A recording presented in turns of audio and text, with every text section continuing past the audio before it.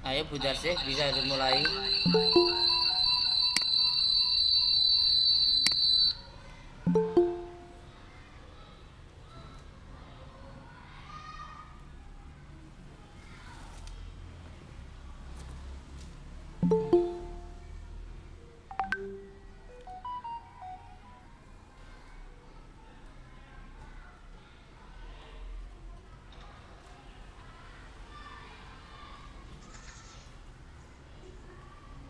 Sudah bisa dimulai Pak Najih? Assalamualaikum warahmatullahi wabarakatuh. Waalaikumsalam warahmatullahi wabarakatuh. Alhamdulillah, salatu wassalamu ala Rasulillah wa ala alihi washabbihi ajma'in, amma ba'd. Alhamdulillah, syukur kepada Allah kita ketemu lagi di sesi yang kelima pertemuan kita mata kuliah usul tarbiyah. Untuk biar tidak lama, nanti kalau seandainya terlalu lama, maksud saya jalannya diskusi kita usahakan ini berapa kelompok? 2 ya? Iya, Pak. Mudah-mudahan bisa selesai dalam 1 jam, sehingga nanti pertanyaan seperti bisa kita laksanakan seperti kemarin, biar terlalu lama. Lihat jam juga di daerah timur, saya khawatir banyak kegiatan juga.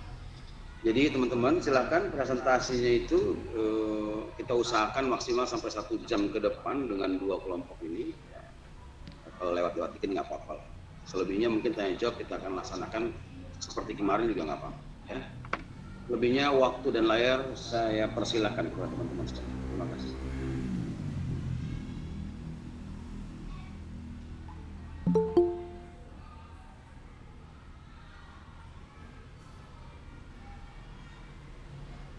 Oke. Jangan lupa absen ya. Siap. Bu Tutik hadir, Bu Tutik.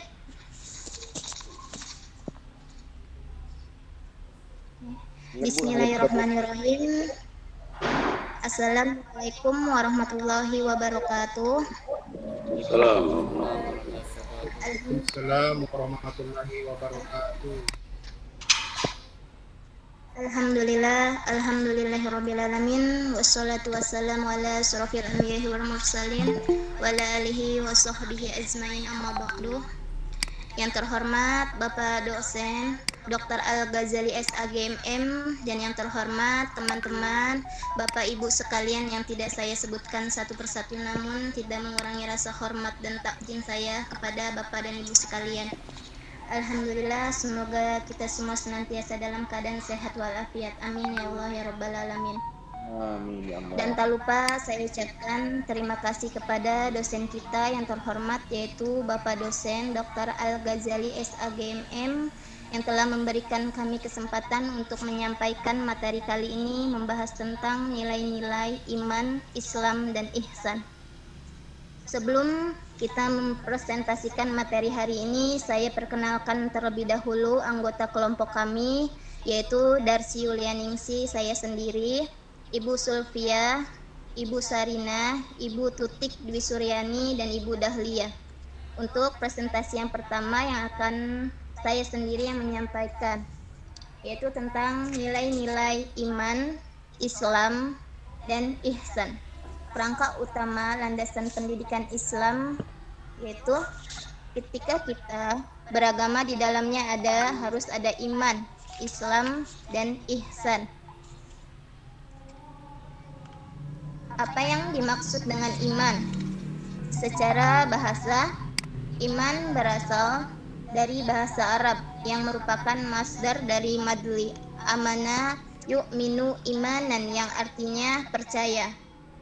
Secara istilah, iman artinya percaya adanya Allah Subhanahu wa Ta'ala, para malaikatnya, kitab-kitabnya, dan para rasul-rasulnya, yaitu yang sudah kita ketahui bersama. Rukun iman yaitu terdapat 6. Yang pertama adalah iman kepada Allah Subhanahu wa Ta'ala, yang kedua iman kepada malaikat-malaikat Allah, dan yang ketiga iman kepada Rasul-Rasul Allah, dan yang keempat iman kepada kitab-kitab Allah, dan yang kelima iman kepada hari akhir yaitu hari kiamat, dan yang keenam iman kepada qada dan qadar. Inti pendidikan agama terletak pada pendidikan keimanan. Para psikolog berpendapat bahwa dalam keimanan kepada Allah Subhanahu wa Ta'ala terdapat spiritual luar biasa yang dapat membantu orang beriman mengatasi kegelisahan, ketegangan, dan kesulitan hidup di zaman yang modern ini. Dan yang terdapat tentang ayat iman di dalam Quran surat Al-Baqarah ayat 285, yaitu yang artinya Rasul Muhammad beriman kepada apa yang diturunkan kepadanya, yaitu Al-Quran, dari Tuhannya. Demikian pula orang-orang yang beriman. Semua beriman kepada Allah, malaikat-malaikatnya, kitab-kitabnya, dan rasul-rasulnya. Mereka berkata, kami tidak membeda-bedakan seorang pun dari rasul-rasulnya. Dan mereka berkata, kami dengar dan kami taat. Ampunilah kami ya Tuhan kami, dan kepadamu tempat kami kembali. Dan apa yang dimaksud dengan Islam? Secara bahasa, Islam berasal dari bahasa Arab, dari madli, aslama yuslimu, islaman yang artinya selamat. Islam adalah menyembah kepada Allah dan tidak menyekutukannya dengan suatu apapun, mendirikan sholat, menunaikan zakat yang diwajibkan, dan berpuasa di bulan suci Ramadan. Yang sama-sama kita ketahui yaitu rukun iman yang berjumlah, rukun Islam yang berjumlah 5. Yang pertama adalah yaitu syahadat, yang kedua sholat, ketiga zakat, 4 puasa, dan yang kelima yaitu pergi haji. Islam adalah agama yang sempurna, agama yang memiliki ajaran yang mencangkup semua aspek kehidupan, dan agama yang menggariskan metode kehidupan secara utuh. Dan ayat Al-Quran tentang Islam yaitu Quran Surat Al-Baqarah ayat 112 yang berbunyi, Bismillahirrahmanirrahim, Bala man aslama wajhahu lillahi wa huwa muhsinun walahu ajruhu inda rabbih wala khaufun alaihim wala hum yahzanun, yang artinya tidak barang siapa menyerahkan diri sepenuhnya kepada Allah Subhanahu wa taala dan dia berbuat baik, dia mendapatkan pahala di sisi Tuhannya dan tidak ada rasa takut pada mereka dan mereka tidak bersedih hati. Dan selanjutnya yaitu apa yang dimaksud dengan ihsan. Secara bahasa, ihsan berasal dari bahasa Arab yaitu ahsana yuhsinu ihsana, yang artinya berbuat baik atau memperbaiki. Ihsan adalah menyembah Allah seakan-akan kita melihatnya atau setidaknya kita merasa selalu diawasi oleh Allah Subhanahu wa taala. Sebagaimana terdapat di dalam ayat Al-Qur'an tentang ihsan surat Al-Kahf ayat 30 yang artinya sungguh mereka yang beriman dan mengerjakan kebajikan, kami benar-benar tidak akan menyia-nyiakan pahala orang yang mengerjakan perbuatan yang baik itu. Dan ihsan diartikan sebagai menyembah Allah seakan kita melihatnya atau setidaknya kita merasa selalu diawasi oleh Allah. Di sini terdapat indikasi lebih mengenai ihsan dibanding dengan yang lainnya. Karena ihsan sendiri merupakan usaha yang selalu melakukan lebih baik, yang lebih afdal dan bernilai lebih sehingga seseorang tidak hanya berorientasi untuk menggugurkan kewajibannya adalah beribadah, melainkan justru berusaha bagaimana amal ibadahnya diterima dengan sebaik-baiknya oleh Allah Subhanahu wa taala.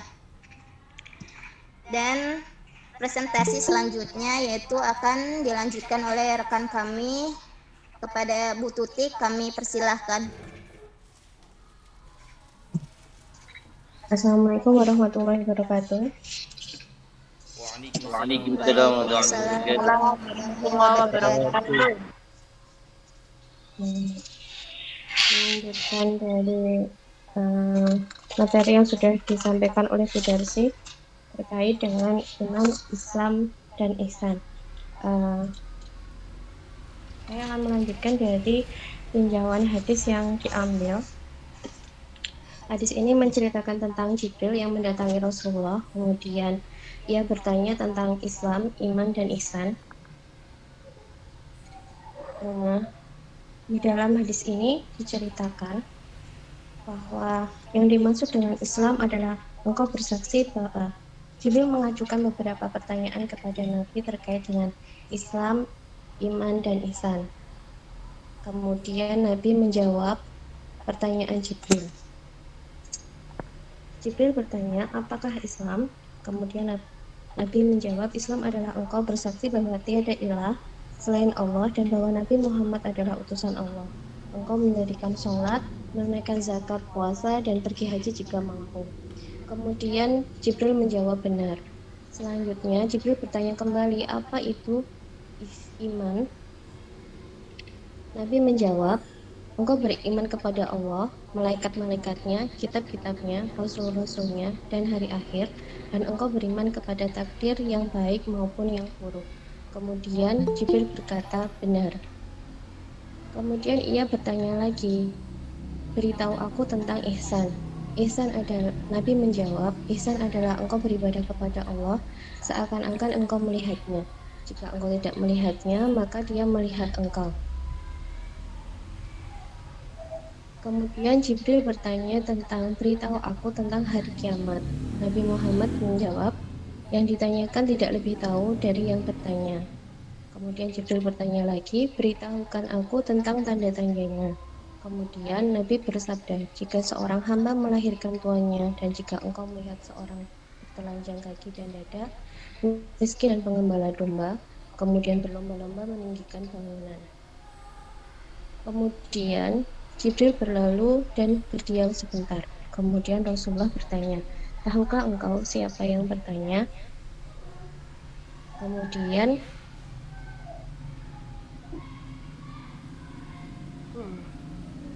sahabat menjawab,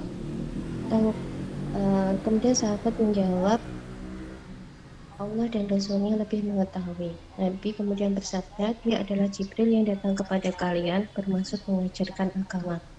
Dari hadis ini dapat kita ketahui bahwa sebenarnya Jibril sudah mengetahui apa itu Islam, iman dan ihsan, tetapi ia bertanya kepada Rasul agar kita dapat mengambil manfaat dari apa yang ia tanyakan. Itu adalah pelajaran yang dapat kita ambil dari hadis tersebut. Di dalam hadis ini sebenarnya menunjukkan suatu bentuk proses belajar di mana Jibril berperan sebagai mu'alim atau guru, kemudian Nabi Muhammad adalah sebagai sumber dan para sahabat berperan sebagai peserta didik. Ada suatu proses belajar mengajar di sini yang dilakukan dengan menggunakan metode tanya jawab.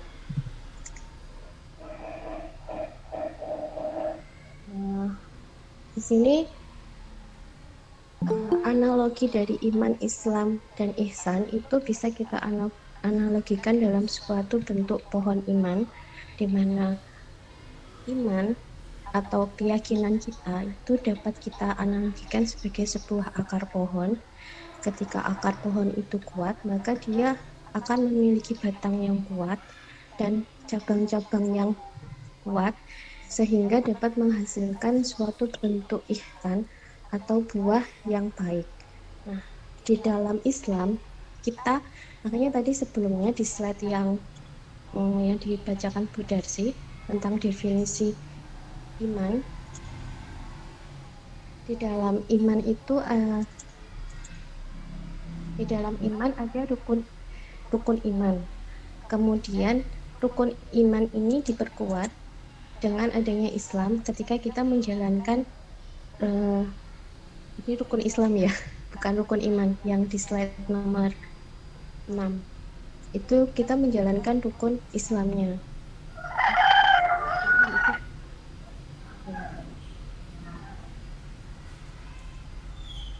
Jadi ketika kita sudah bersyahadat, kita kuatkan dengan melakukan ibadah, maka harapannya akan menguatkan iman kita sehingga dapat menghasilkan buah yang baik berupa akhlak yang mulia.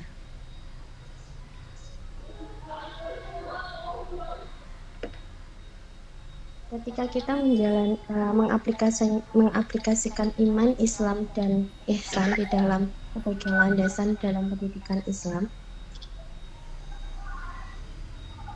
ada cakupannya sebagai dasarnya adalah Al-Quran dan hadis. Di sini kita belajar tentang keimanan berdasarkan Al-Quran dan hadis, dan akhlak itu juga didasarkan pada Al-Quran dan hadis. Harapannya setelah kita menjadikan iman, Islam, dan ihsan itu sebagai landasan di dalam pendidikan Islam, kita mampu menghasilkan generasi yang memiliki akhlak dan kepribadian yang baik. Modernisasi pendidikan Islam ketika membangkit pendidikan Islam adalah usaha pemodernan pendidikan Islam dalam rangka mengubah pendidikan secara tradisional menjadi modern. Yang dirubah itu adalah metode pengajarannya, kemudian kurikulumnya, dan tujuan dan lainnya. Latar belakang, apa yang menjadi latar belakang dalam modernisasi pendidikan Islam itu ada dua, faktor internal dan faktor eksternal.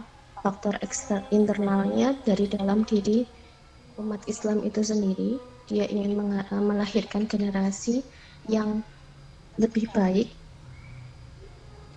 Kemudian Islam ingin pendidikan dilihat tidak dapat ingin mengikuti arus perkembangan zaman, tetapi tetap menjadikan Al-Quran dan Sunnah sebagai pedomannya. Faktor eksternalnya dari luar, kontak Islam dengan peradaban Barat. Politik Islam yang dikuasai dan dieksploitasi kekayaan alam secara cepat oleh negara Barat. Hal-hal tersebut yang menjadikan latar belakang untuk memodernisasi pendidikan Islam. Manajemen aspek-aspek modernisasi pendidikan Islam meliputi manajemen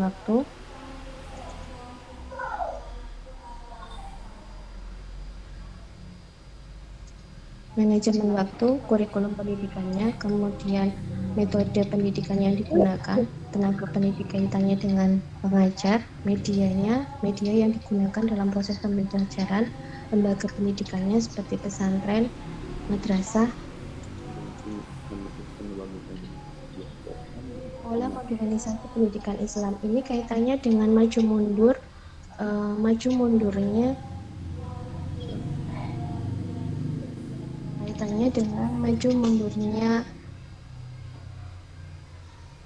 pendidikan dari umat Islam ya. Pola pembaruan pendidikan Islam dengan orientasinya terhadap pola pendidikan modern Barat. Ini ketika Islam dulu masih berinteraksi dengan negara Barat, sehingga gaya atau model pendidikannya dimodel dengan gaya Barat. Pola pembaruan pendidikan Islam dengan orientasi sumber ajaran Islam murni, kemudian pola pembaruan pendidikan Islam yang berorientasi pada nasionalisme. Sekian presentasi dari kelompok kami. Jika ada salahnya mohon dimaafkan. Terima kasih. Kurang lebihnya mohon maaf ya. Assalamualaikum. Waalaikumsalam warahmatullahi wabarakatuh. Assalamualaikum warahmatullahi wabarakatuh.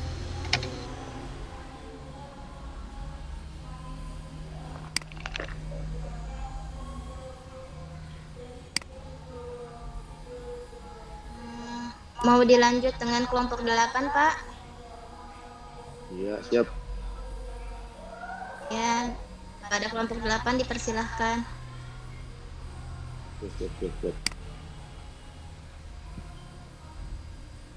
Slide.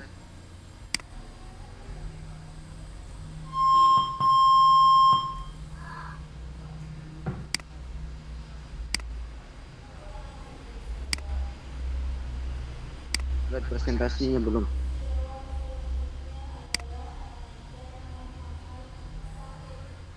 Sudah Pak ya.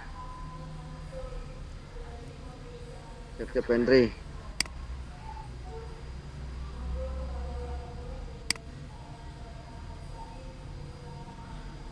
Lanjut.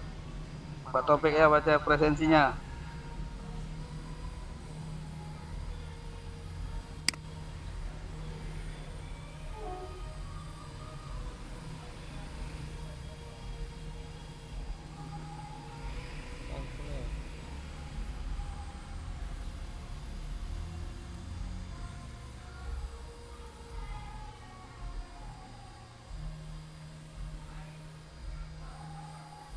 Assalamualaikum warahmatullahi wabarakatuh. Waalaikumsalam warahmatullahi wabarakatuh. Rahmat kami dari kelompok 8 yang terdiri dari anggota-anggotanya yaitu Mursin, yang kedua Taufik Rahman saya sendiri, yang ketiga Pak Henry, yang keempat Siti Maisaroh, yang kelima Maisaroh. Di sini kita akan mempresentasikan mengenai nilai-nilai iman, Islam, ihsan dalam kerangka utama landasan pendidikan. sebagaimana kita pernah membaca, namun jarang kita mengingatnya, yaitu ayat Al-Quran yang menjelaskan tentang iman, Islam, dan ihsan. Ayat berkenaan dengan iman,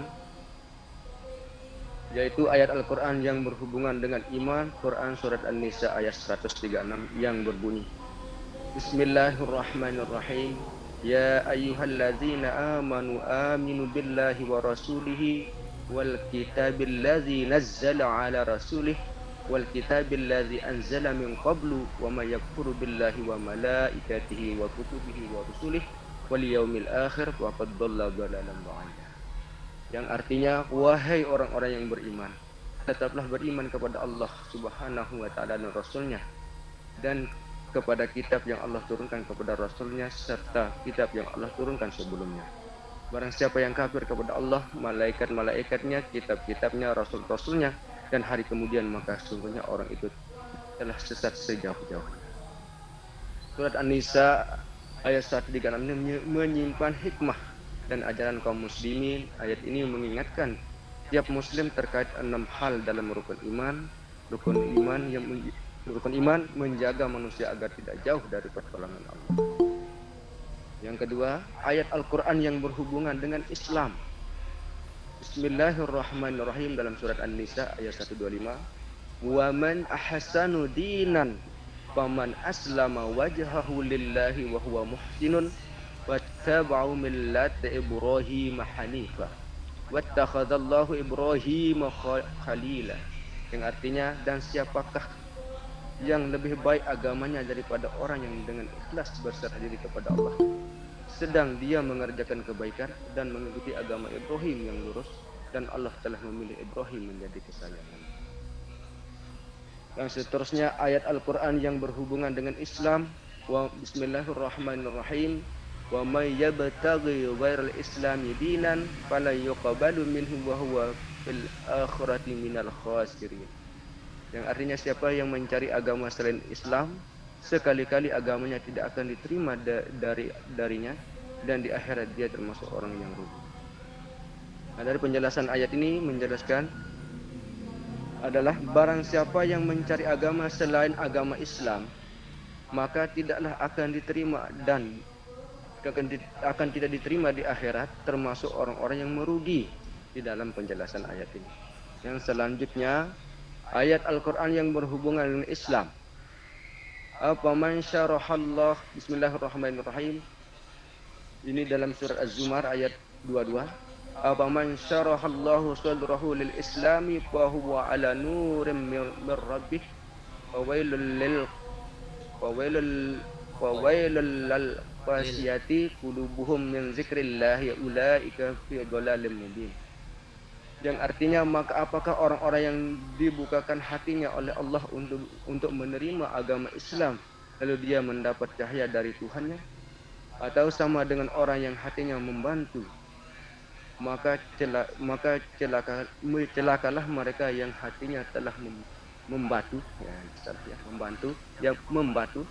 untuk mengingat Allah, mereka itu adalah kesesatan yang nyata.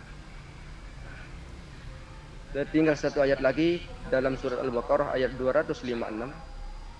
Bismillahirrahmanirrahim. La ikraha fid din qad tabayyana ar-rusydu minal ghayy wa may yakfur bit-taghuti wa yu'minu billah faqad istamsaka bil urwatil wuthqa lam yusama laha wallahu samii'un 'alim. Yang artinya, tidak ada paksaan dalam menganut agama Islam. Sungguh telah jelas jalan yang benar dan jalan yang sesat. Siapa yang ingkar kepada tagut dan beriman kepada Allah, sungguh telah berpegang teguh pada tali yang sangat kuat yang tidak akan putus. Allah Maha mendengar lagi Maha mengetahui. Nah, dalam penjelasan ayat-ayat yang tadi, ya sekarang kita akan menjelaskan mengenai arti Islam itu sendiri. Ya. Yang pertama iman. Yang pertama iman, Islam dan ihsan. Nah, pengertian iman secara bahasanya adalah percaya. Sedangkan secara istilahnya atau epistemologi ialah membenarkan dengan hati, mengikrarkan dengan lisan, dan mengamalkan dengan perbuatan. Nah, dilihat ini. Membenarkan dengan hati, mengikrarkan dengan lisan, dan mengamalkan dengan perbuatan. Tidak ada kata i'tiqad di sana dalam Islam itu. Nanti apabila kita membahas iman, baru ada i'tiqad atau menetapkan atau menguatkan dalam hati. Nah, kalau di kajian iman di sini, ya, iman membenarkan dengan hati bahwa kita akan membenarkan keberterimaan kita bahwa Tuhan Allah itu akan ada dalam hati. Namun kita harus jalarkan ke semua yang bisa kita rasakan. Yang seterusnya mengikrarkan kata-kata atau apa yang bisa berbahasa dengan apa istilahnya, dengan isyaratnya, itu harus berlandaskan keyakinan atau rasa keberterimaan kita yang akan kita keluarkan baik dari sikap, bahasa, dan sebagainya. Yang selanjutnya, mengamalkan dengan perbuatan. Perbuatan di sini umum sekali, yaitu perbuatan tingkah laku atau perbuatan kebiasaan dalam diri kita sendiri. Nah, di sini ya, yang perlu kita lihat pengertian secara istilahnya.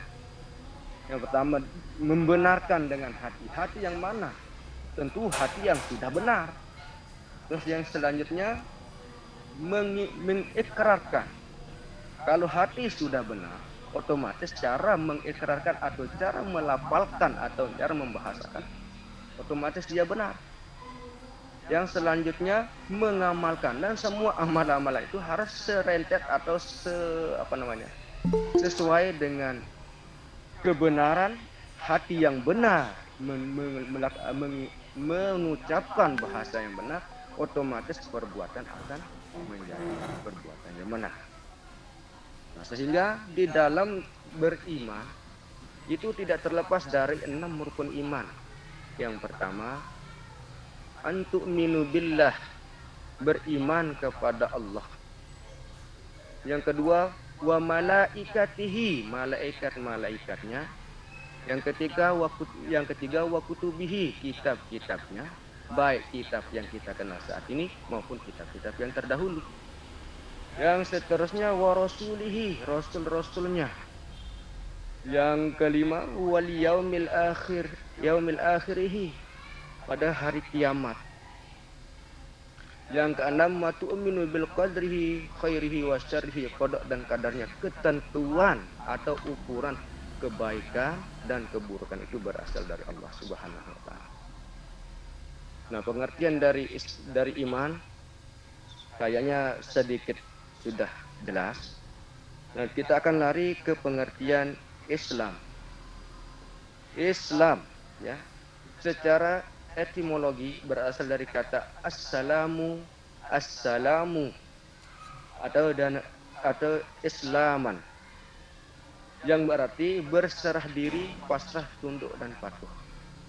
Sedangkan secara istilahnya, Islam sikap penyerahan diri atau kepasrahan atau ketundukan, kepatuhan seorang hamba kepada Tuhannya dengan senantiasa melaksanakan perintahnya dan menjauhi segala larangan-larangannya demi mencapai kedamaian dan keselamatan hidup di dunia dan akhirat.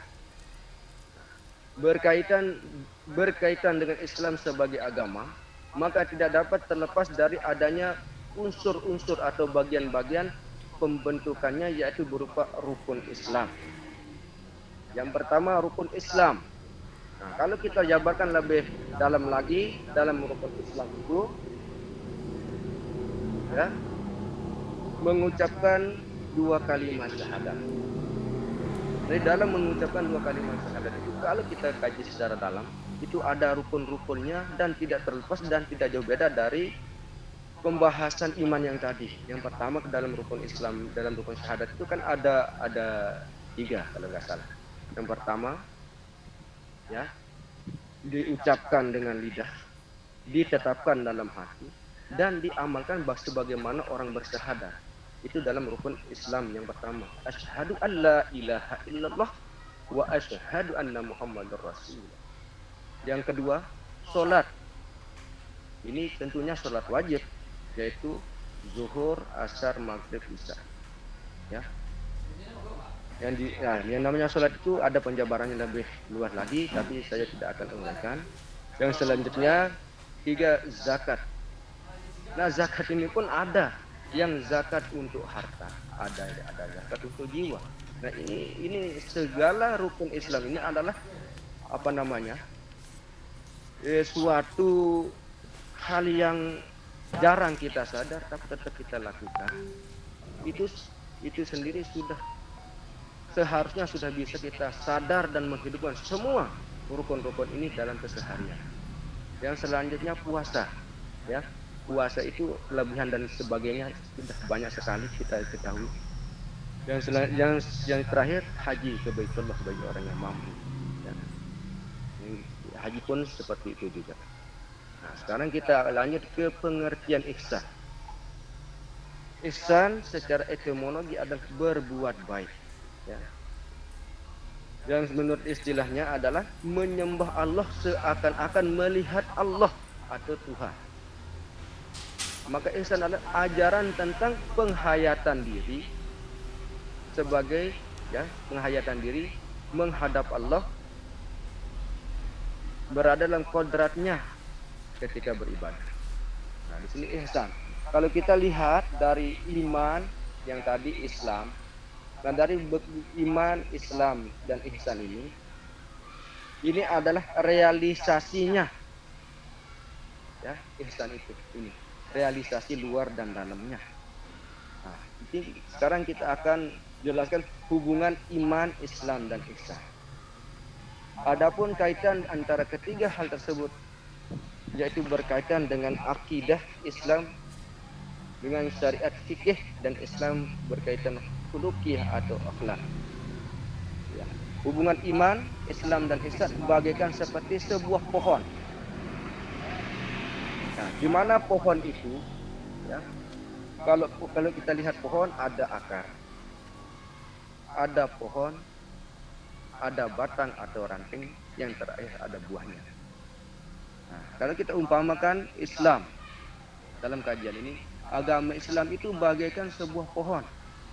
Ya. Di mana pohon Islam dalam kajian ini adalah Islam itu sebagai pohon terdiri dari 5 rukun Islam yang tadi. Yang pertama syahadatain alias mengucapkan 2 kalimat syahadat, yang kedua sholat 5 waktu, yang ketiga puasa bulan Ramadan, yang keempat zakat, yang kelima naik haji ke Baitullah. Ya. Nah, ini adalah pohon, ya, atau isi pohon. Kita katakan agama itu sebagai pohon. Ya. Yang selanjutnya akar. Nah, kalau akar itu kan jarang kita lihat. Walaupun terlihat adalah kelebihan dari akar. Kalau kita lihat iman itu sebagai akar yang menguat, yang harus kuat dari dalam dan bisa menopang pohon itu supaya pohon itu tidak oleng atau tidak ditiup oleh angin yang kencang sehingga bisa roboh. Nah, begitulah keadaan iman. Nah, keadaan iman yang harus ada dalam hati atau dalam keyakinan kita sebagai orang Islam. Ya, yang tadi agama Islam bagaikan sebuah pohon atau Islam bagaikan sebuah pohon. Yang kedua iman. Nah, ini yang menguatkan dari dalam dan menopang yang ada atau yang kelihatan dari luar. Nah, seperti iman kepada Allah. Bagaimana kita seharusnya beriman sesuai dengan kemampuan dan kepercayaan kita masing-masing, atau kemampuan kita diberikan Allah untuk mendekatkan diri kepada Allah Subhanahu wa Ta'ala. Yang kedua, iman kepada para malaikat-malaikatnya yang wajib kita ketahui adalah 10. Ya. Yang ketiga, iman kepada kitab-kitabnya. Yang keempat, iman kepada para rasul-rasulnya. Iman kepada hari kiamat dan iman kepada ketentuan baik itu.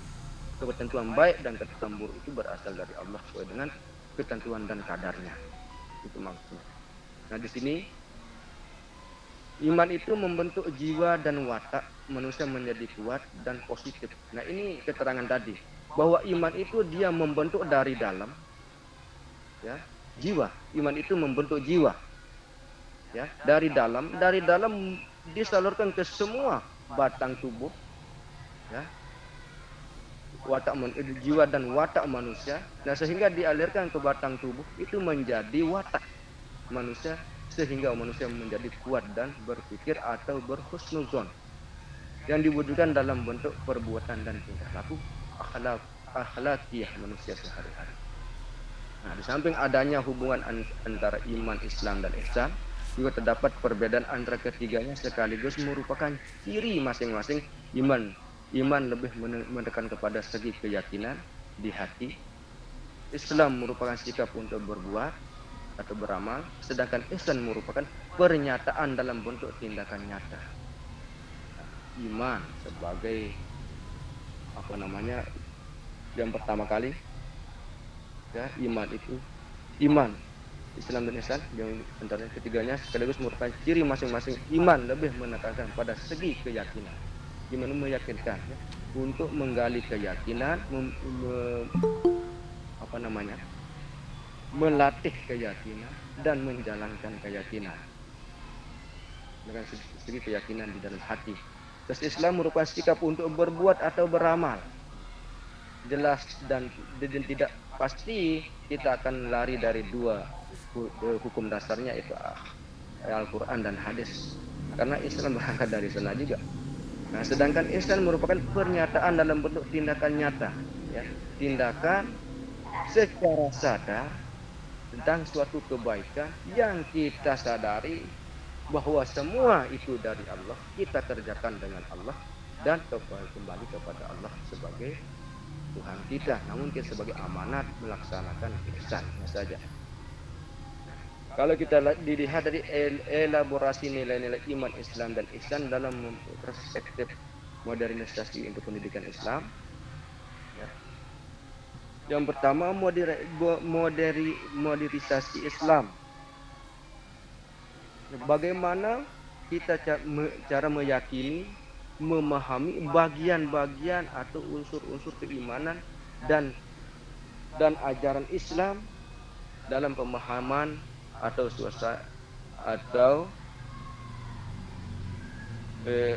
keimanan dan ajaran Islam dalam pemahaman Islam itu sendiri, dan tidak melakukan hal-hal yang di luar garis Islam.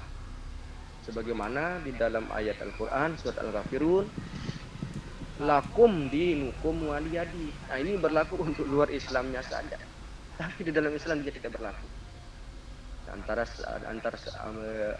sama Islam. Tapi di sini dia berlaku selain luar agama Islam. Lakum dinukum waliyadi, untukmu agamamu, itu bagi orang yang luar Islam, dan untukku agamaku. Nah, ini di garis bawahi untuk di luar Islam. Yang selanjutnya, elaborasi nilai Islam dan ihsan dalam perspektif modernisasi untuk pendidikan Islam, modernisasi Islam, di mana hubungan modernisasi Islam dengan konsep Islam seimbang. Diibaratkan dalam memahami syariat Islam harus bersikap saling menghargai perbedaan dan keragaman pendapat. Ini elaborasinya dalam Islam. Perbedaan dan keragaman pendapat. Sedangkan elaborasi nilai Islam dan iman, Islam, ihsan dalam perspektif modernisasi untuk pendidikan Islam, bagaimana iman dan Islam sumber utama dari ihsan adalah Al-Quran dan hadis. Ajaran akhlak sebagaimana tercermin dalam Al-Quran dan hadis menyuruh umat manusia untuk berperilaku baik kepada siapapun, baik kepada dirinya sendiri, keluarga, masyarakat, maupun kepada seluruh alam semesta. Nah, jadi penerapan dalam kehidupan sehari-hari senantiasa berusaha untuk mentaati Allah, baik melaksanakan perintah maupun larangannya, bersikap hati-hati dalam hidup ini, berusaha tidak melanggar hukum Allah, Yang seterusnya berusaha menjaga kesucian kitab suci dan membelanya apabila ada pihak lain yang meremehkannya. Yang selanjutnya bersikap tawaduk kepada Allah atau rendah diri, mengagungkan Allah, misalnya membaca tasbih, tahmid dan takbir. Nah, mungkin dari kelompok 8 dan dari anggota saya yang 28 ada yang mau merincikan kembali di mana kekurang jelasan dari saya sendiri, dipersilakan. Sekian dan terima kasih. Assalamualaikum warahmatullahi wabarakatuh. Waalaikumsalam warahmatullahi wabarakatuh.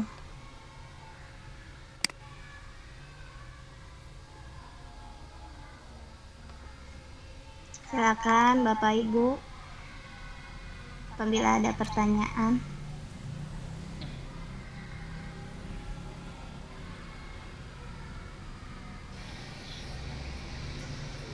Monggo, Henry, dijelaskan kembali Ya, mana yang kurang. Siapa mau bertanya? Pak Taufik? Darsi? Ya, monggo Pak Adi. Ya Pak. Ya, makasih. Assalamualaikum warahmatullahi wabarakatuh. Waalaikumsalam warahmatullahi wabarakatuh.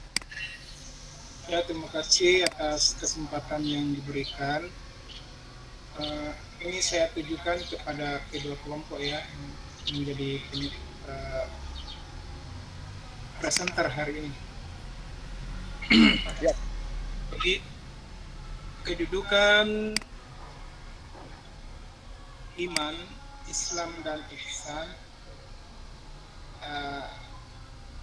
di dalam kita menjadi seorang murid pada mursyid itu bagaimana Pak? Murid pada di mursyidnya. Iya. Bisa langsung saya jawab, Pak? Iya, silakan Pak. Bagaimana kedudukan seorang murid pada gurunya atau pada mursyidnya? Ya. Itu penekanannya, Pak ya? Begini Pak, maksudnya bagaimana kedudukan iman, ihsan pada seorang murid dikaitkan dengan mursyidnya, begitu Pak? Nah, kalau seperti kalau boleh saya jawab, mudah-mudahan ini bisa memuaskan Bapak Agus. Nah, bagaimana kedudukan iman, Islam dan ihsan seorang murid kepada mursyid dalam realisasi agama atau keyakinan Islam kita ya? Begitu Pak? Nah, kan di sini keyakinan pertama kali adalah keyakinan kita kepada pemilik guru. Ya, pemiliknya guru dan pemiliknya murid. Sampai malaikat pencabut nyawa saja waktu itu dalam sejarahnya. Waktu menciptakan manusia, namun malaikat pencabut nyawa lah yang paling kejam ini. Loh, kenapa kok saya harus mengikuti makhluk daripada mengikuti Robku atau Tuhan saya? Kan begitu. Nah, di sana ada sejarahnya. Kan Tuhannya itu Allah. Allah itu Tuhan kita, masa makhluk yang kita harus pertama kali turuti. Nah, ini umpamanya Pak ya. Nah, sehingga malaikat yang pencabut nyawa ini dibuat jadi malaikat pencabut nyawa karena dia lebih meyakinkan firman atau perkataan Allah atau perintah Allah pada waktu itu. Nah, gambarnya seperti ini di dalam seorang murid dan seorang mursyid. Tentu si mursyid itu mengarahkan keyakinan sesuai dengan kemampuan murid-muridnya. Bukan kita yakin sepenuhnya kepada mursyid, tapi keyakinan kita harus kepada Allah yang pertama kali atas bimbingan atau mengambil barokah dari mursyid. Nomor nikah. Nah, dari mana yang kurang jelas Pak Pendri, Pak Agus? Nah, yang pertama kali kan kita sudah tahu dan kenal di dalam kitab-kitab tasawuf dari Allah, dengan Allah, kepada Allah. Guru itu dari Allah. Guru ini diberikan dengan atas nama Allah. Dan kita diajak oleh guru ini untuk kembali sama-sama kepada Allah Subhanahu wa Ta'ala. Kurang lebih bagus. Mungkin ada yang kurang jelas, bisa dijabar lagi pertanyaannya.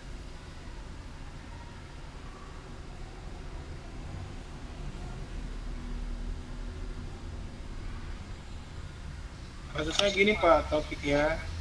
Yep. Seorang murid itu kan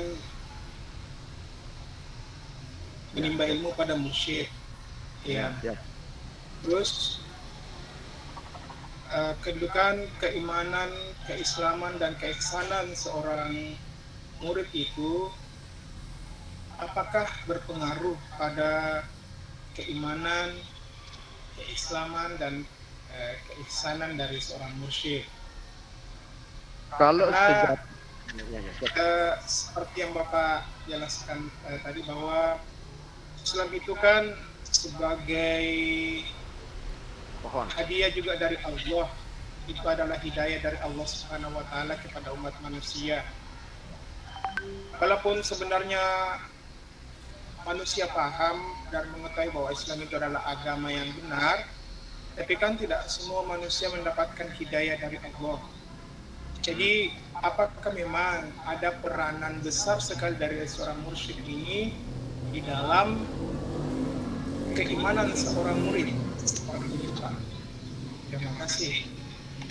Oh, ada dia pengaruhnya Pak. Iman, Islam dan ihsan, tapi dari segi bimbingan. Ya, bimbingan keimanan, keislaman dan keihsanannya. Tapi kalau keberterimaan ke Tuhan itu tabi, ya, kalau bahasa lamanya tabi wala, hormat dengan sangat, ya.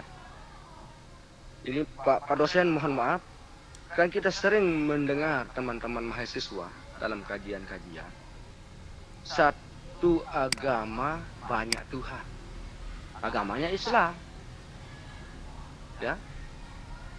Nah, satu agama banyak Tuhan, maksudnya banyak Tuhan di sana banyak keberterimaan Tuhan, walaupun dia dibimbing dengan mursyid dan sebagainya, tapi tidak bisa memaksa si murid ini untuk cara berterimaan seperti seorang mursyid itu.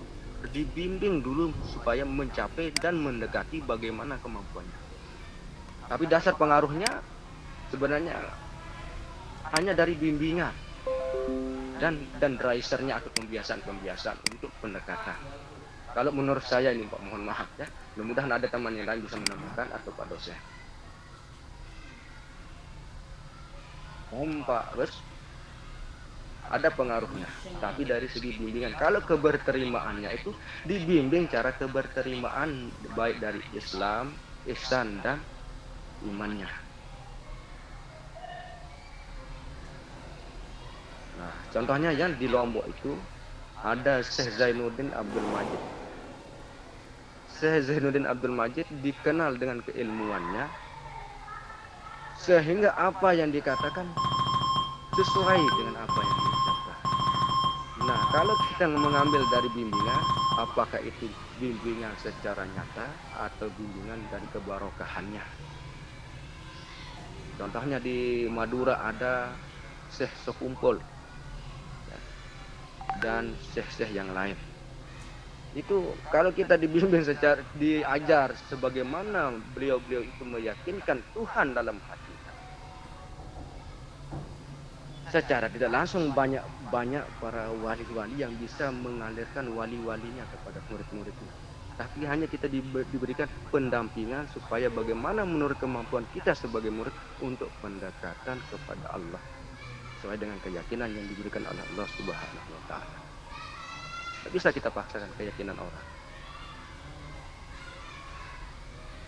Kurang lebih Pak Bos, mohon maaf kalau terlalu tegas dan agak ini nanti kita diluruskan sama Pak Dosnya. Oke. Sudah bagaimana Pak Bos? Sudah bisa diterima dari kelompok kami mewakili? Sudah bisa Pak. Cuma begini saja, maksud saya begini. Realitas dalam dunia pendidikan saat ini kan begini.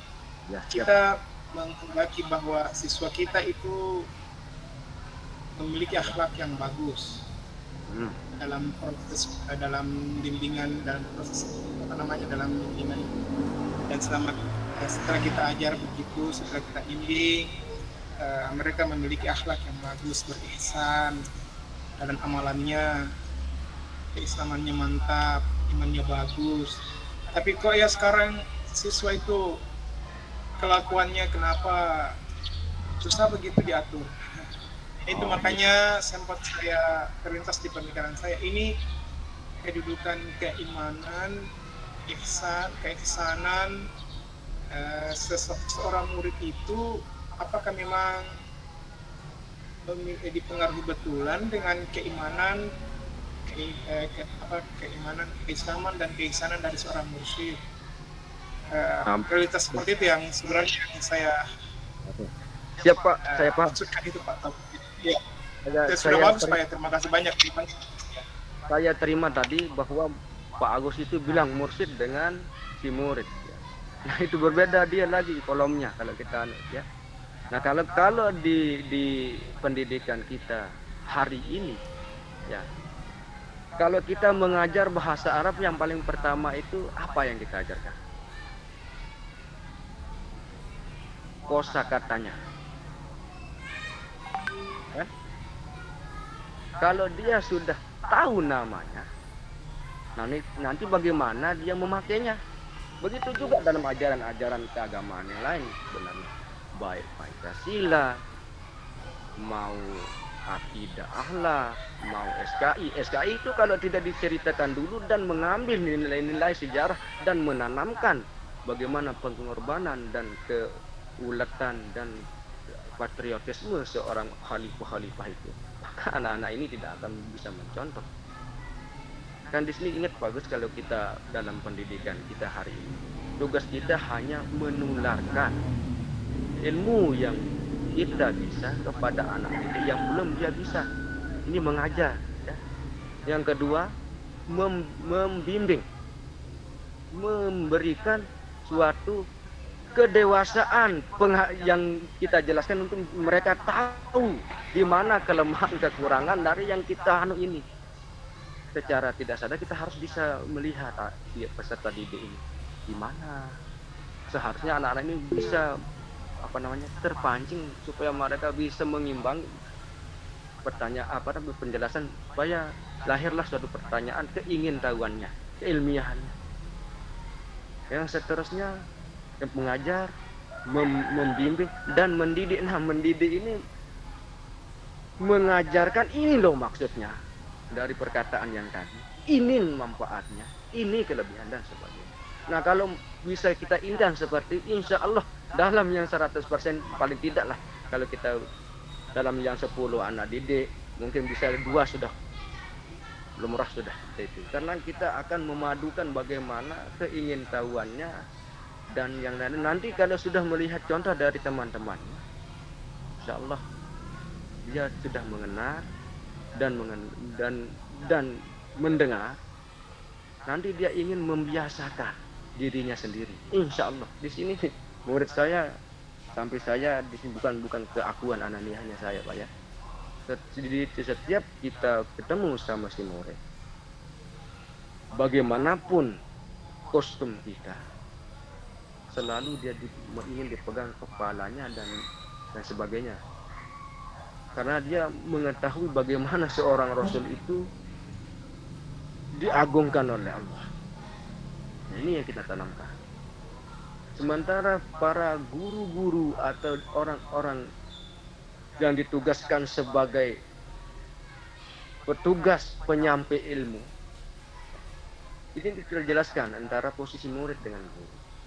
Nah, dari kebiasaan bagaimana posisi seorang guru dan seorang murid, bagaimana adab kita seorang guru dan bagaimana adab kita seorang murid, insya Allah mereka juga akan menjaga. Tapi jangan sampai mengontrol mereka di depan kita, dia hanya bakti, dia kelihatan begitu, tapi di luar tidak. Nah, ini harus dengan bimbingan sederhana mungkin, supaya peserta didik itu tidak merasa dipaksa. Kalau dipaksa, kayak kalau kata lagu-lagu lama, ya, sakit rasanya. Gitu Pak Bos. Ini kan ini pengalaman yang selama ini saya ngajarnya mulai dari 2007 sampai saat ini. Itu pun dengan sambil merintis madrasah waktu itu, terus dengan bimbingan senior yang ada di kabupaten maupun provinsi waktu itu. Mohon maaf kalau terlalu jauh saya menyampaikan. Ini pengalaman yang ada pada diri saya sendiri. Mungkin lebih banyak di teman-teman yang lebih pengalaman dari Pak Taufik Rahman yang ada di Lombok Tengah. Ini mohon maklum dan mohon maaf sedalam-dalamnya. Pembiasaan saja Pak, pengenalan, pemakaian dan pembiasaan atau dresser. Kalau sudah biasa, insya Allah nggak banyak kita ngomong. Nanti kita lihat transisi untuk kedewasaan mereka di saat umurnya sudah dewasa. Kan hidayah ilmunya kita tunggu. Biarkan anak-anak ini masih telu dan sebagainya, masih agak dan sebagainya. Itu masih pengenalan dan mencari sendiri. Nanti kalau di umur sudah tamat SMA baru dia paham, oh begini maksudnya Pak Guru yang ini. Insya Allah dia bisa mundur untuk meniti kembali dan maju. Mungkin ini penjelasan yang saya pernah alami dalam pengajaran atau bimbingan saya, Pak Bos. Mungkin nanti ada teman-teman yang lebih senior atau Pak dosen bisa menambahkan. Ya kurang lebihnya Pak Bos, mohon maaf. Baik, Pak Taufik menyikapi terkait implementasi kepada siswa, ya. Yang terjadi sekarang ini kan kebanyakan itu ibarat gini ya, kayak kacang lupa pada kulitnya. Kebanyakan seperti itu. Sehingga Pak, kita itu sudah berusaha mencoba bagaimana untuk menerapkan yang terbaik untuk siswa itu bagaimana. Ketika sudah lepas dari bimbingan kita, kebanyakan itu bahkan cara menghormati guru itu lupa. Mereka seakan-akan malah kayak asing, kayak nggak pernah diajar. Lah, menurut panjenengan bagaimana cara menyikapi hal-hal demikian? Persiapan apa agar anak ini ketika kita memberikan pembelajaran baik apa terutama dalam konteks penerapan keimanan, penerapan keislaman, agar mereka itu tidak hanya ketika pada saat itu dia masih dibimbing, tapi ketika lepas pun mereka tahu bagaimana cara menghargai guru, menghormati guru, meskipun sudah berganti guru, itu ada rasa terima kasih yang saya alami dan yang dialami guru-guru pada umum, ya, setelah lepas dari lembaga itu. Kebanyakan ketika bertemu itu seakan-akan malah mau disapa gurunya itu, bahasanya sini itu melengos atau berpaling, ya, paling, sehingga seakan-akan nggak ada kayak guru itu nggak ada harga dirinya. Cara untuk menerapkan agar hal itu bisa tertanam terus pada jiwa anak itu bagaimana menurut Anda? Terima kasih. Kalau dalam hal itu supaya tetap tertanam, kan tugas kita sebagai guru itu hanya memproses, ya, memproses. Dalam proses itu ada prosesnya yang langsung jadi, ada yang setengah jadi, dan ada yang belum jadi, yang namanya proses. Ingat, kita kalau mengajar itu dalam proses pendidikan hanya konsep, merancang tujuan, mencari langkah. Kalau dalam akhlak ini mungkin ada pendekatan-pendekatan supaya mereka sadar. Itu pun sadarnya ada yang sadar di waktu sekolah, ada yang setelah sekolah, ada yang nanti setelah mereka mengetahui atau mengenal sampai mana kedewasaan keberagamaannya. Jangan salahkan anak-anak. Mungkin masih dalam proses. Begitu saja. Ya. Waalaikumsalam. Coba saya menambah pertanyaan, jawabannya kami dari kelompok 7. Yap. Ya. Sudah dikatakan tadi di dalam hadis tentang iman, Islam dan ihsan yang bertemunya malaikat Jibril dengan Rasulullah. Ketika itu malaikat Jibril sudah berpakaian rapi, tidak layaknya orang Arab di situ. Biasanya orang di situ, sahabat-sahabat Rasulullah itu nggak ada yang mengenali ketika Jibril datang di majelisnya Rasulullah. Lah, itu mereka heran ketika melihat siapa ini. Kalau seandainya orang jauh pun kelihatan bukan orang jauh karena pakaiannya rapi. Biasanya kalau orang Arab itu kan orang dagang-dagang mampir itu kan sudah lusuh bajunya.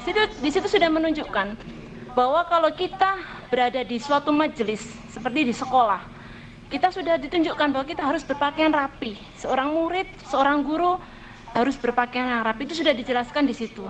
Kalau tentang iman, Islam dan ihsan, iman adalah percaya bahwa dengan adanya Tuhan, adanya Allah, adanya malaikat. Kalau guru sudah menerapkan bagaimana anak didik untuk harus percaya kepada Allah, percaya pada malaikat. Di situ setiap hari anak-anak mungkin melakukan hal-hal yang ditakutkan, yang jelek, yang baik. Dia tahu bahwa di situ dicatat oleh malaikat Atid dan Raqib.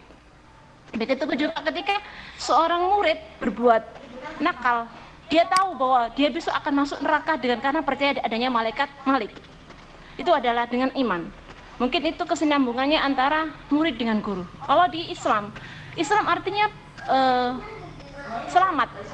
Insya Allah dengan kita beragama Islam kita selamat, karena kita tahu bahwa Islam adalah satu syahadat, ya, sholat. Dengan adanya sholat, insya Allah, karena manusia nanti yang pertama kali dihisab oleh Allah adalah sholatnya. Insya Allah kalau sholat kita sudah baik, insya Allah amal perbuatan kita semuanya sudah baik. Nah itu juga kita terapkan pada murid-murid kita. Bagaimana dibiasakan dengan sholatlah 5 waktu. Apalagi kita guru madrasah, di mana kita harus mengajarkan Islam itu bagaimana. Islam itu indah, bukan Islam yang seperti di sana yang dikatakan teroris apa. Tapi Islam itu mengenah pada anak didik kita, dan kita mengajarkan Islam, rukun Islam yang kelima itu. Begitu juga ihsan. Ihsan adalah yang terpenting dari ajaran di dalam madrasah. Karena dengan ihsan itu kita seolah-olah benar-benar ketika ibadah adalah dilihat oleh Allah. Dan itu kita tanamkan juga pada anak didik kita, bahwa kita harus selalu bersikap jujur. Dengan adanya jujur, insya Allah anak-anak pun takut untuk berbuat kesalahan, karena selalu dilihat dan dilihat oleh Allah. Mungkin disitulah peran seorang guru terhadap murid. Dan guru itu tidak hanya kita menyampaikan ilmu saja, yang terpenting adalah ilmu psikologi kita. Makanya di dalam pelajaran at-tarbiyah juga nanti kita sebagai seorang PJJ PAI, insya Allah di dalamnya nanti ada yang namanya psikologi pendidikan. Nah, di situ kita nanti seorang guru tidak hanya mengajarkan ilmu, bagaimana agar dia tahu sopan santun, biar tahu akhlak, itu emosional kita yang harus disampaikan kepada anak didik kita. Dengan cara kita memberikan contoh terlebih dahulu, bagaimana kita menghormati sesama guru, bagaimana kita menghormati ke wali murid yang lebih tua. Insya Allah dengan begitu anak-anak tahu. Jadi anak-anak sekarang tuh perlu contoh, bukan hanya teori. Nah, bagaimana anak-anak setelah lulus bisa tetap menghormati kita. Makanya mari kita dekati anak-anak didik kita itu, walaupun kita habis nasihati dengan kasar atau memberitahu dengan kata-kata yang gimana, tapi habis itu kasihlah reward. Siapa yang baik kita kasih hadiah, siapa yang baik kita puji. Tapi ketika dia salah juga kita tegur.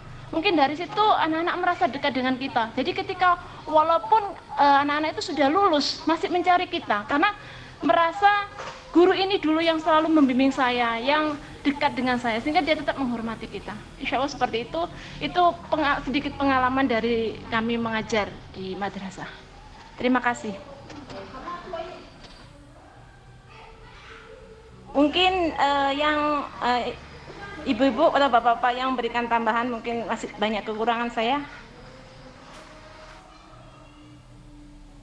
Sama-sama.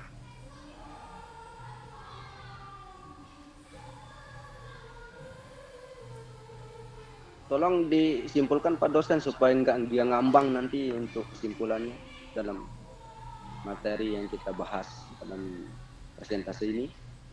Supaya kami terarah sebagai Masih banyak mungkin kawan-kawan yang masih mau tanya. Tapi kan Pak dosen bisa menyimpulkan dan mengarahkan kami supaya nanti kita menjadi pelajaran atau kebiasaan dalam mengajar. Mohon maaf Pak dosen, bukan pemerintah. Ini permohonan kami. Oke, bismillahirrahmanirrahim. Assalamualaikum warahmatullahi wabarakatuh. Waalaikumsalam.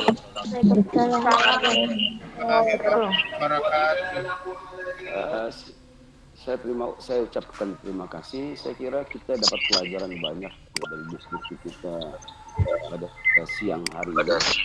Ya. Di Lombok jam berapa ini? Jam 12 lebih 12 menit. Pas sebentar lagi zuhur. Oke, pertama kita patut apresiasi dan beri penghargaan kepada kelompok 78 ya? Ya, Bapak. Oke, 7 sama 8, Bapak. 7 kalau tidak ada 8, Pak. Oke. Ya, 7 dan 8. Saya kira pembahasan sudah sangat baik sekali ya.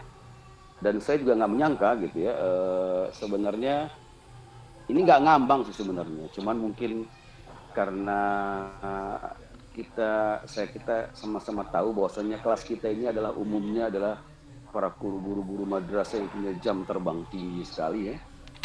Ada yang mulai ngajar tahun 2007, mungkin ada yang lebih ngajar lebih tua dari itu ya. Jadi saya kira bisa jadi pandangan dan pengalaman tentu berbicara berbeda gitu, bisa berlainan. Saya kira apa yang disampaikan teman-teman itu bukan persoalan benar atau salah, tapi lebih kepada mungkin karena masing-masing punya empirisnya sendiri-sendiri atau pengalaman sendiri sehingga mempengaruhi cara belajar. Artinya kita kembali dulu sebentar ya ke materi dulu. Pertama saya ingatkan ya teman-teman ya, kalau di kita ini kebetulan guru-guru madrasah,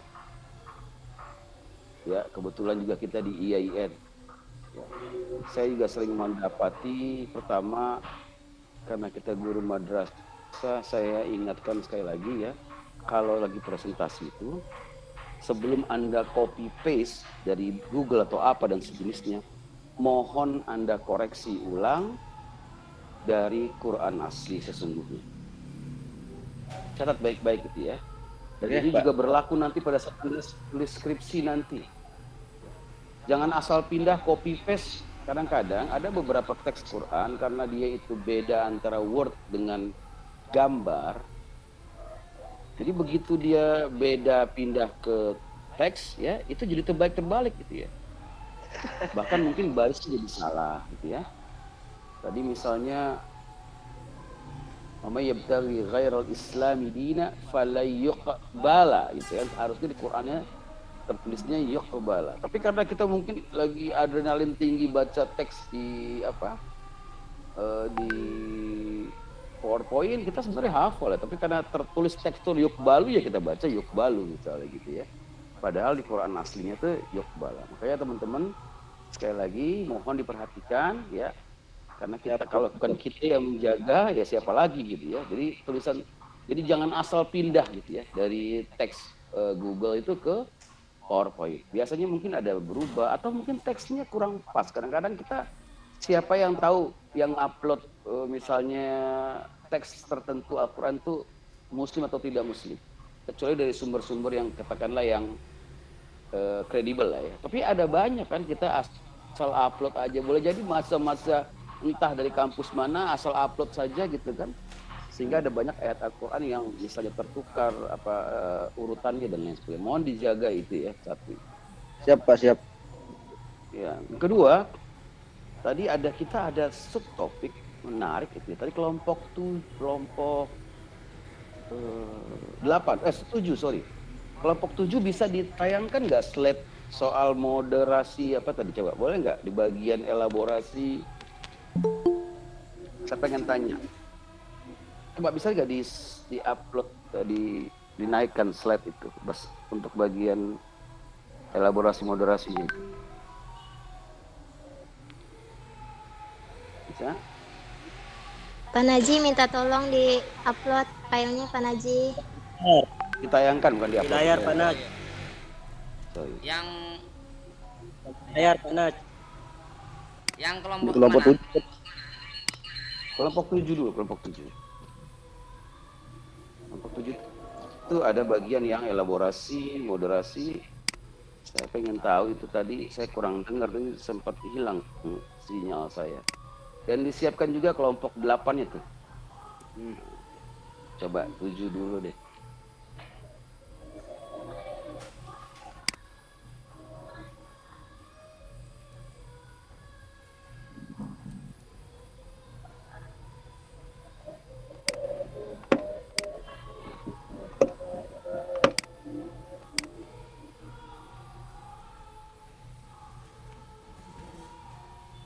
Sambil nunggu Pak Naji.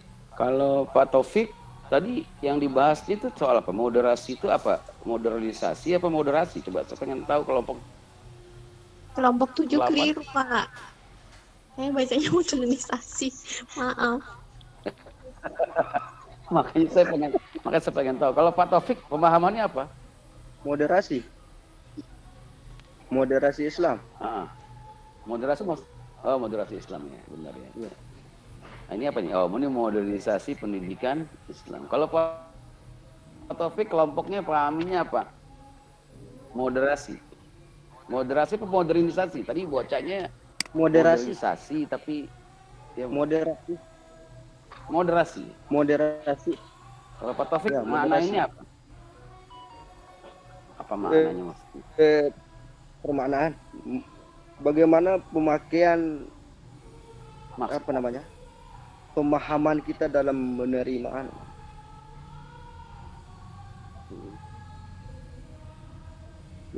apa yang kelompok 8 saja kan beda nih. Kalau kelompok 7 sudah mengakui kesalahannya karena salah baca. Modernisasi. Kalau kelompok 8 nih moderasi. Kalau kelompok 8 dan kelompoknya apa? Moderasi. Maksudnya apa moderasi? Kemodernan Islam yang kita pakai hari ini. Oke. Sudah cukup. Udah cukup. Berarti hampir sama ya? Ya, sama sih. Hampir sama.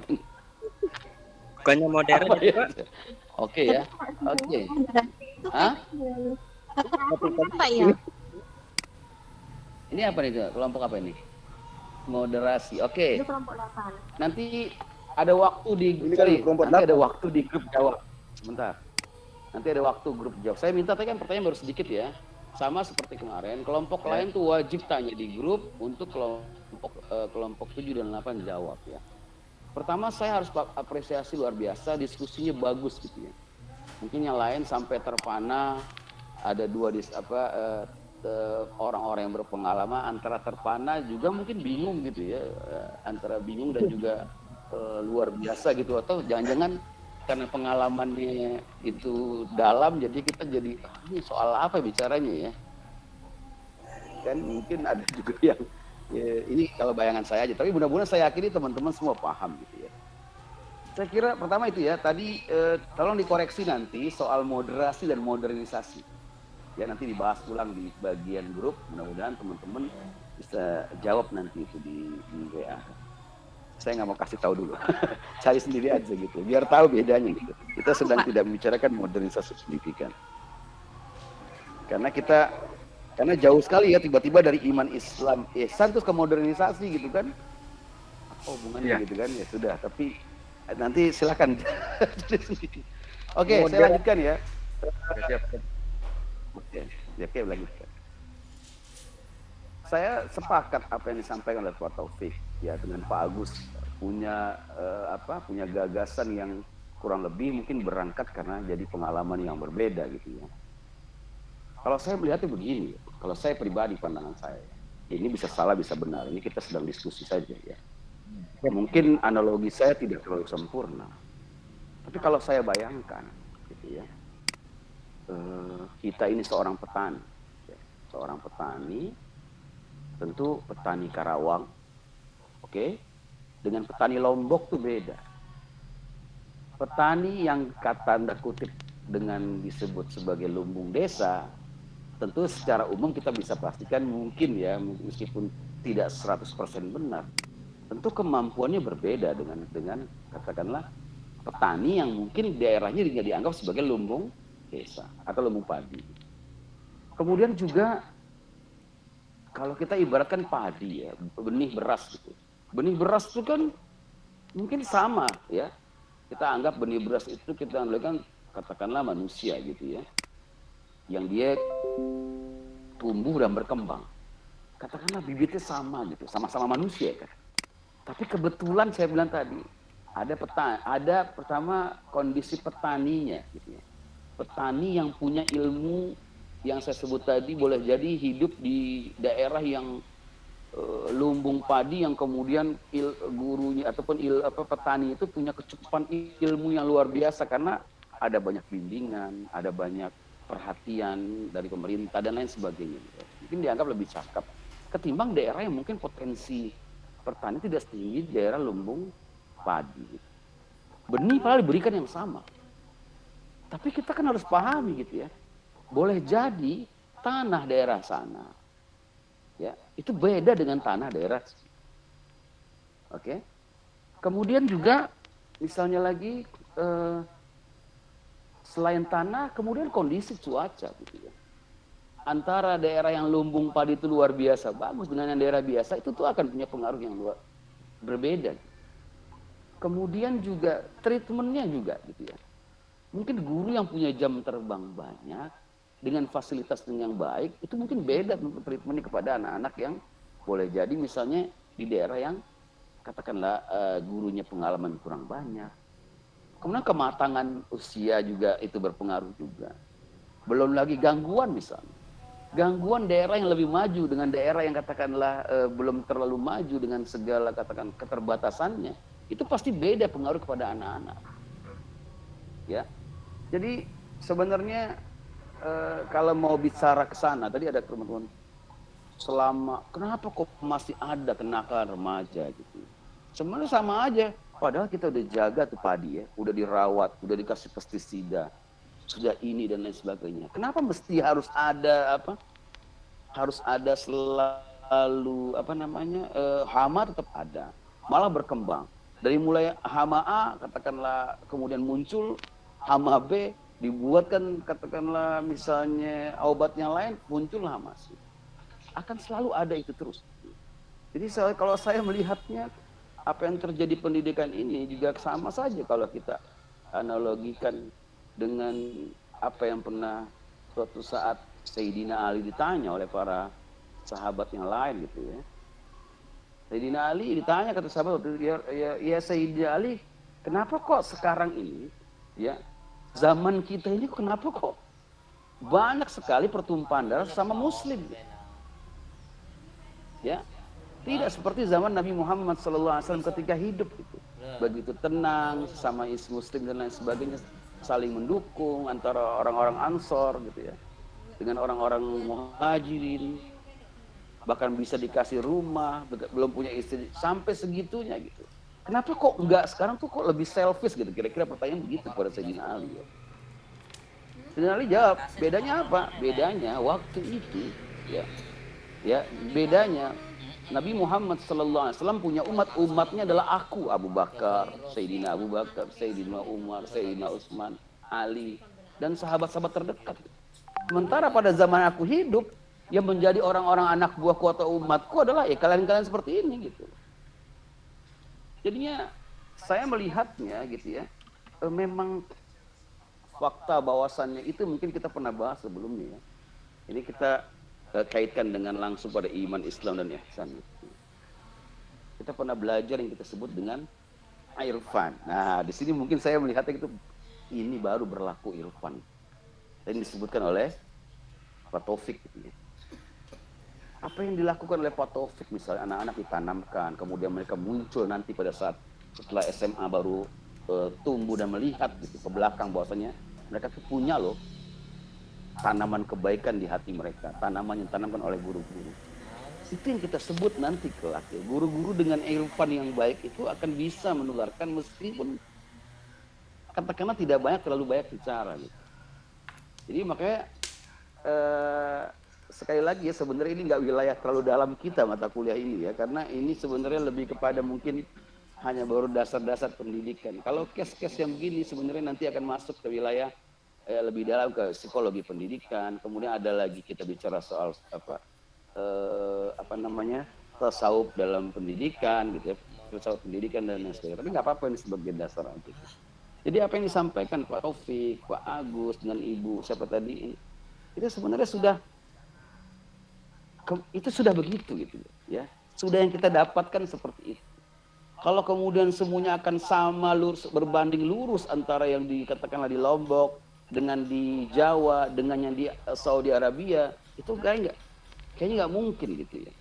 Karena orangnya beda, suasananya beda. Kalau saya bahasakan dengan analogi padi tadi, orang petaninya beda, hawanya beda, tanahnya beda, ya. Kemudian kelembapan tanahnya itu juga berbeda. Itu akan menghasilkan hal yang berbeda juga. Itu kalau dalam pandangan saya. Artinya yang sudah kita lakukan seperti ini, ya, kalau mau akan menghasilkan langsung, gitu ya tadi ya, langsung pasti baik dengan menanamkan iman, Islam, dan ihsan. Kok ya nggak akan selalu begitu gitu loh. Karena ada banyak sumber, ada faktor-faktor lain gitu. Artinya penanaman itu kita tanamkan, iman, Islam, dan ihsan kita ajarkan dari mulai sejak dini sampai katakanlah mereka masuk ke dewasa awal, itu adalah sebuah kewajiban. Persoalan kemudian pada saat nalar mereka berkembang, kemudian mereka mulai melenceng, itu yang saya sebut tadi. Saat-saat kita mau panen itu bukan berarti kita percaya panen itu akan aman. Panen itu kita makin jaga mereka ya, kita jaga terus dengan pendidikan yang baru atau kita pengawasan lebih tinggi lagi agar jangan sampai pada saat mulai masuk dewasa atau panen tadi justru malah rusak gitu loh. Ya. Jadi saya malah melihatnya kan justru anak-anak sekarang ini ya, justru usia saya sering bilang di anak-anak semester 1 kuliah ya. Di semester 1 kuliah itu kan rata-rata mata kuliah agama itu diletakkan di semester awal kuliah umum gitu ya. Di Poltekkes, kemudian di masuk komputer. Saya bilang begini sama mereka. Anda itu sekarang memasuki apa yang kita sebut dalam umur psikologi itu disebut dengan dewasa awal. Dewasa awal itu justru adalah kita sudah mulai kita bisa berpikir yang disebut dengan nalar berpikir udah jalan. Berbeda dengan balik, ya. Balik itu adalah kewajiban untuk seorang disebut sebagai mukallaf kan. Dia baru harus sudah mulai melaksanakan kewajiban-kewajiban dalam Islam. Tapi pada saat sesungguhnya pada saat yang utama mereka akan mulai berpikir ibadah untuk apa, kan pada saat dewasa awal yang kita sebut dengan pada saat mereka memasuki katakanlah usia 18 atau 19 tahun. Saya bilang sama mereka begini, justru saat inilah kalau saya analogikan dengan panen tadi ya, saat inilah sungguhnya Anda ini harus dijaga benar-benar. Faktanya apa? Coba sekarang saya perhatikan fenomenanya luar biasa sih sebenarnya. Dan itu menurut saya benar-benar nggak pernah kebayang di zaman saya, mungkin di zaman ibu-ibu sama bapak-bapak sekalian ya. Kita mungkin nggak terlalu jauh beda gitu. Saya nggak pernah kebayang sekarang dengan mungkin kuatnya medsos itu, kemudian anak-anak diajukan pertanyaan yang menggugah nalar mereka menjadi jadi buka nalarnya itu, tapi nalar untuk kepentingan yang membuat keraguan iman mereka gitu. Misalnya begini, kan kita ada pernah mungkin viral sekali pernyataan gitu. Untuk apa Tuhan dibela? Gitu. Untuk apa Tuhan Allah Subhanahu Wa Taala dibela? Bukankah Allah Subhanahu Wa Taala mampu, katakanlah, maha segalanya gitu. Untuk apa dibela gitu? Nah, Saya coba lihat lagi di beberapa channel-channel YouTube ya. Mereka tuh pertanyaan-pertanyaannya membuat jadi ambigu dalam pandangan mereka karena nalar mereka yang coba disesatkan gitu. Dengan cara misalnya gini, contoh lain. Semua agama itu kan sama kan. Ya, semua agama itu sama. Sama-sama sama-sama kemudian mengajarkan kebenaran, mengajarkan kebaikan. Ya, sama-sama untuk bisa mendorong manusia untuk saling membantu. Kenapa kita harus pusing? Jadi kalau anak-anak yang baru mulai belajar agama tanpa tadi ya kita memang tanamkan dari kecil ya. Karena memang anak-anak tuh akidah itu memang ditanam karena memang dari kecil. Itu akan goyang juga lama-lama itu. Ditambah lagi nggak dirawat dengan mereka belajar akidah melalui Quran kemudian di usia-usia makin mulai mendekati lebih dewasa awal. Itu mulai berpikir juga agak-agak mulai goyang juga kalau dikasih pertanyaan seperti itu. Nah, makanya tadi saya juga sependapat ya dengan apa yang disampaikan oleh Pak Taufik ya, bahwasannya memang ada pada saat usia-usia 0 sampai 18-19 tahun itu memang masa penting kita tanamkan yang kita sebut dengan tabungan kita gitu kepada anak-anak. Karena mereka juga bukan mereka, jangan-jangan di usia-usia kita juga masih belum bisa berpikir dengan baik ya soal agama yang nggak punya mereka gitu. Ya itu yang makanya penting banget saya sebutkan ya teman-teman tuh kepada anak-anak semester 1 yang di usia muda, saya bilang penting sesungguhnya saat inilah Anda harus belajar agama lebih baik. Ya, jangan anggap kita kuliah itu dari belajar agama saya sudah kok Pak dari umur 5 tahun sampai SMA saya udah belajar agama gitu. Tapi saya bilang sama mereka belajar agama sungguhnya ini yang benar tuh saat usia sekarang, usia 18-19 tahun. Dimana nalar sudah lebih baik sehingga mereka itu jadi nggak gampang dirasuki dengan cara berpikir yang aneh-aneh dengan kekuatan medis. Mungkin ada yang berpendapat lain silakan.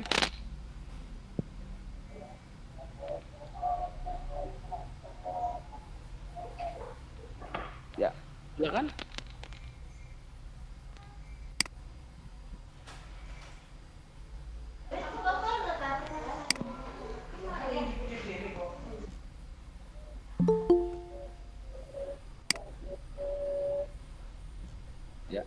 Oke, sekali lagi ya, mungkin saya tidak ingin persoal membela guru ya.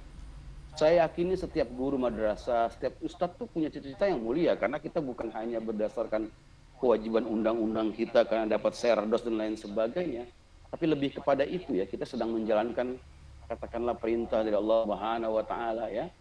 Khairukum man ta'allamal Qur'ana wa 'allamah gitu. Kita ingin jadi terbaik salah satunya ya, mengajarkan, membimbing orang-orang, belajar, mempelajari, mendalami, kita mengamalkan Al-Quran dengan cara mengajarkannya gitu.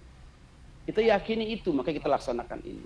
Jadi jangan khawatir juga kemudian jangan terbayang juga sama kita, anak-anak tuh akan perfect, 100% mereka itu akan langsung jadi baik di tangan kita gitu.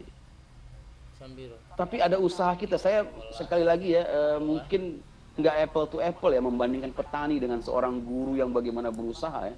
Tapi saya melihatnya bahkan petani itu menurut saya pribadi ya, karena kebetulan saya tinggal di Karawang. Saya dekat sekali kebetulan saya mengelola masjid di Karawang. Yang ketua DKM-nya itu petani. Betapa susah dan lamanya mereka menanti katakanlah panen. Begitu mendekati panen ya, kemudian gagal gara-gara tiba-tiba entah hama tikus dan lain sebagainya. Jadi makanya disebutkan al-falahu sayyidul bilad gitu ya. Mereka itu benar-benar harusnya diangkat sebagai sayyid gitu ya. Karena betapa mereka sudah berusaha agar bagaimana caranya panen itu berhasil. Makanya kita juga sebenarnya guru-guru begitu, nggak ada yang pengen murid kita tuh nggak berhasil, nggak baik dan lain sebagainya. Segala cara dan kemampuan kita berusaha gitu dengan segala ilmu kita. Tapi tadi kembali lagi tadi ya, ada banyak faktor yang sebenarnya kita kemudian selain tentunya yang disebut kita ketentuan Allah gitu ya. Kita bisa bayangkan betapa jangankan anak-anak bukan terlahir dari kandungan kita, mungkin ibu-ibu dan lain sebagainya.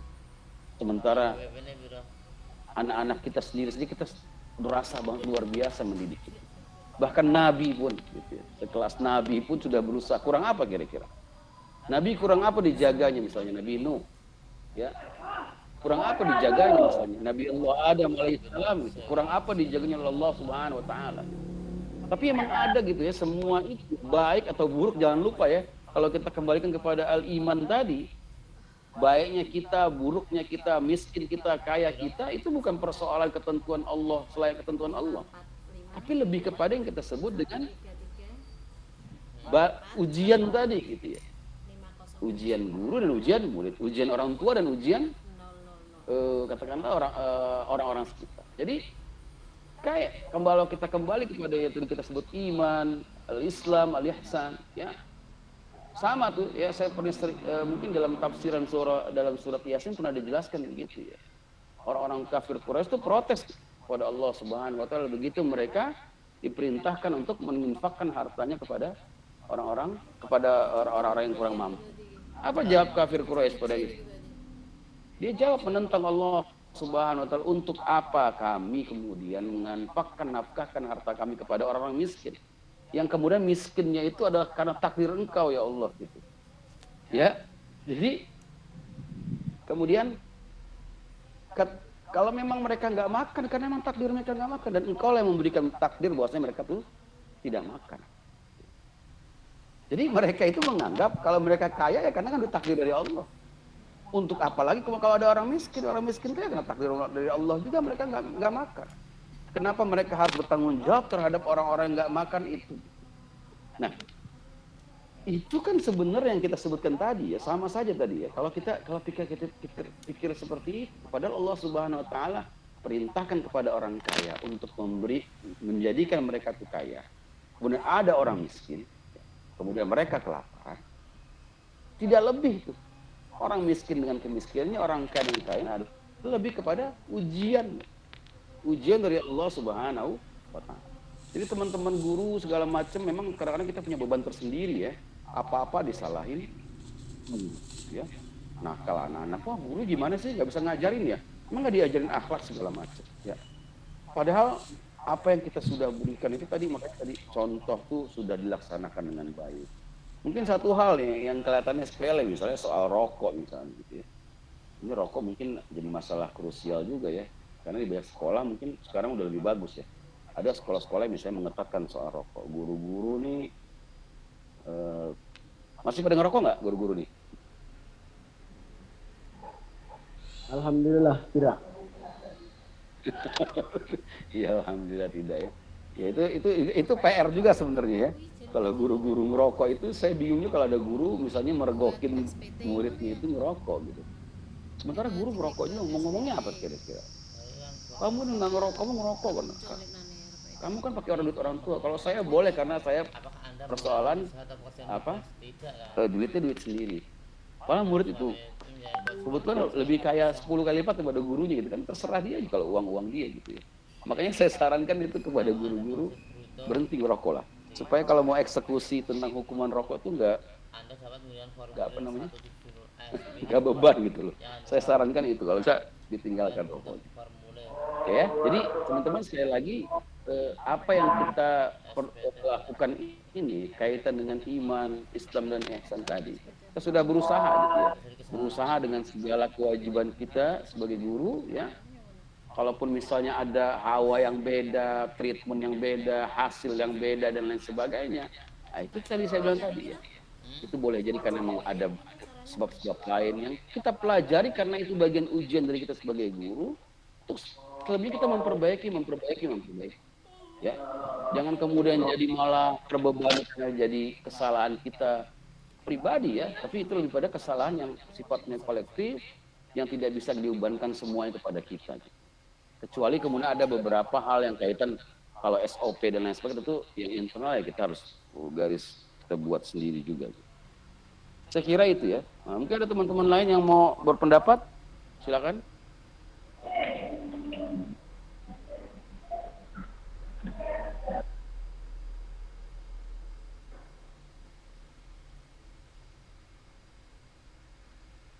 Ada yang lain?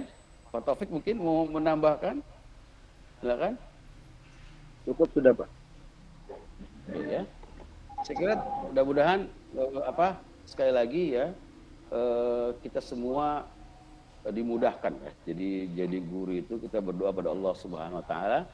Ini yang kalau seandainya kita mau mengacu kepada pelajaran kita kemarin, mudah-mudahan Allah Subhanahu wa taala membimbing kita ya.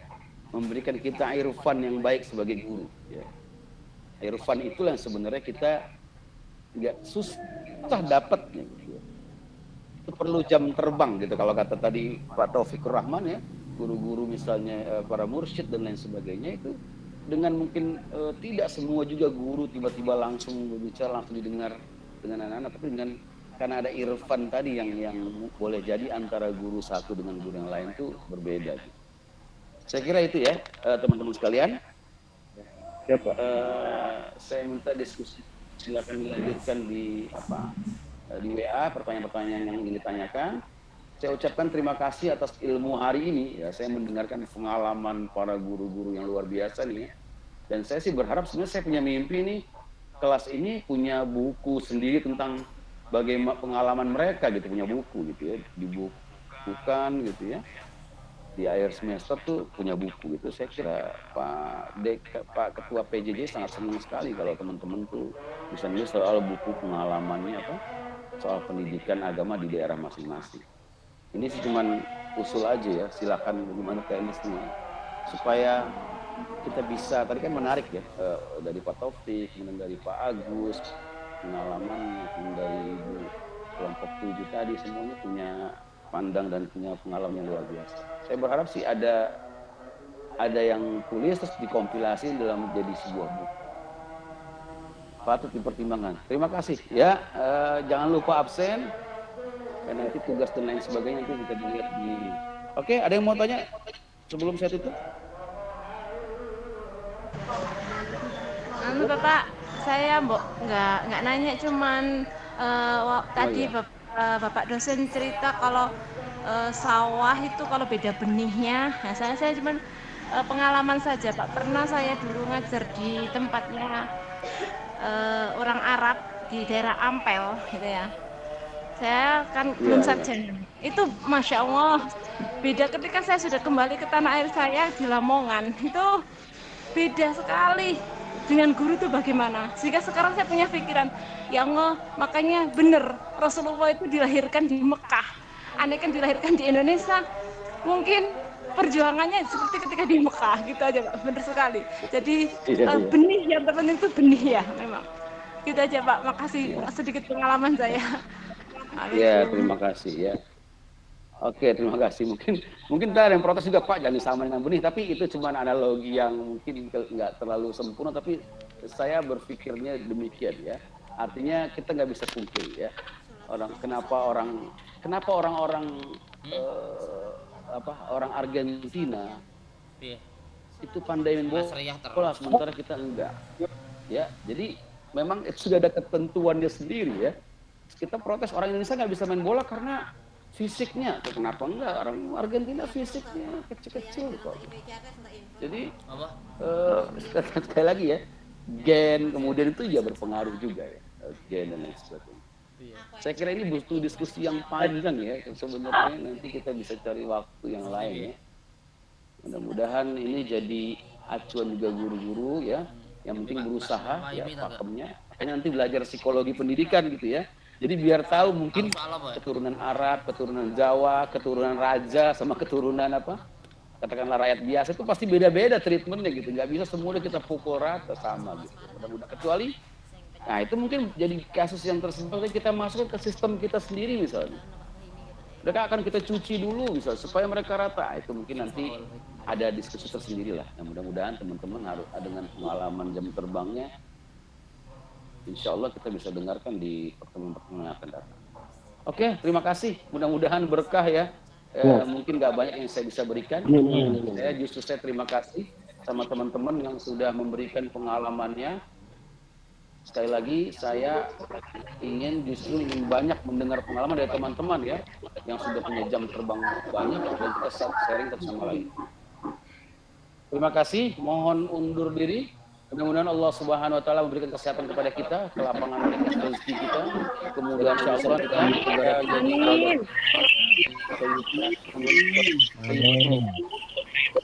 terima kasih. Assalamualaikum warahmatullahi wabarakatuh.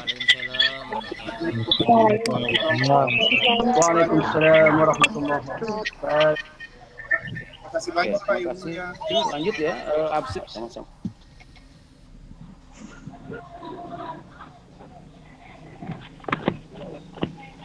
Amin.